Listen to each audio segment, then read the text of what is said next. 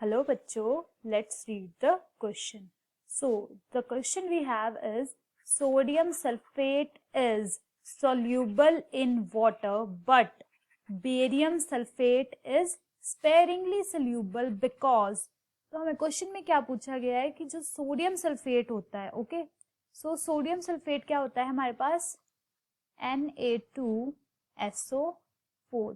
तो जो हमारा सोडियम सल्फेट है वो वाटर में सोल्यूबल है, बट जो हमारा बेरियम सल्फेट है, so barium sulphate is BaSO4, okay, this is insoluble और we can say that sparingly soluble because, तो हमें यहाँ पे रीजन पता करना है कि ऐसा क्यों होता है, okay, and we have 4 different options, okay, so we will look into these options one by one.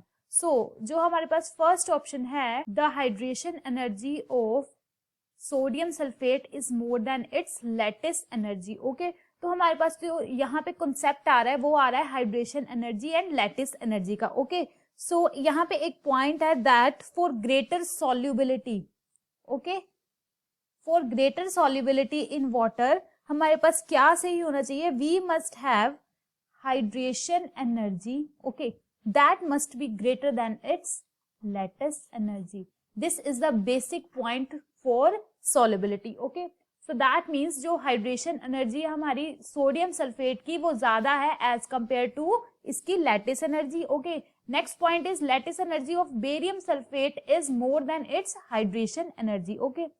अगर हम इन दोनों को देखते हैं, okay, we have one barium sulphate and another sodium sulphate, okay, तो जो हमारा सल्फेट है, दोनों में सल्फेट आयन आ रहा है, this is a large anion, okay, ये हमारे पास एक बड़ा एनायन है।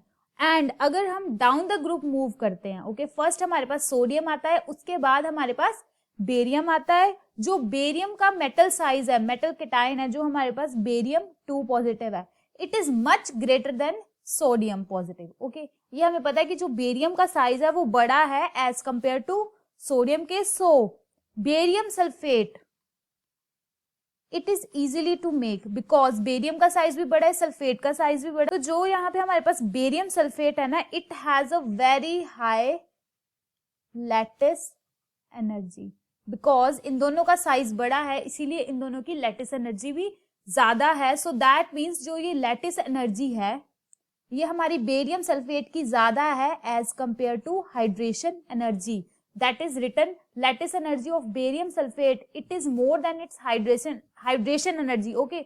सो ये भी एक रीजन है कि ये हमारा स्पेरिंगली सोल्यूबल है, तो ये हमारा ऑप्शन करेक्ट है। And in sodium sulphate this is reverse because जो सोडियम सल्फेट में इसकी हाइड्रेशन एनर्जी है वो ज्यादा है as compare to lattice energy, so ये भी हमारा ऑप्शन करेक्ट है। सो इन दोनों के ऑप्शन के करेक्ट होने का मतलब ये है कि जो हमारा सोडियम सल्फेट है वो सोल्यूबल है वाटर में बिकॉज उसकी हाइड्रेशन एनर्जी ज्यादा है। तो अगर हाइड्रेशन एनर्जी हमारी ज्यादा है तो सोल्युबिलिटी ज्यादा होगी, ओके, सो दैट्स वाई ये ज्यादा सोल्यूबल होगा। अगर हम लास्ट के 2 options that is the lattice energy has no role to play in solubility, ये तो सीधा ही गलत हो जाता है because lattice energy have a role to play. And the fourth option lattice energy of sodium sulphate is more than its hydration energy, no, hydration energy sodium sulphate की ज्यादा होती है इसकी लैटिस एनर्जी से, ओके, सो दैट मीन्स जो हमारे पास 2 option सही है वो है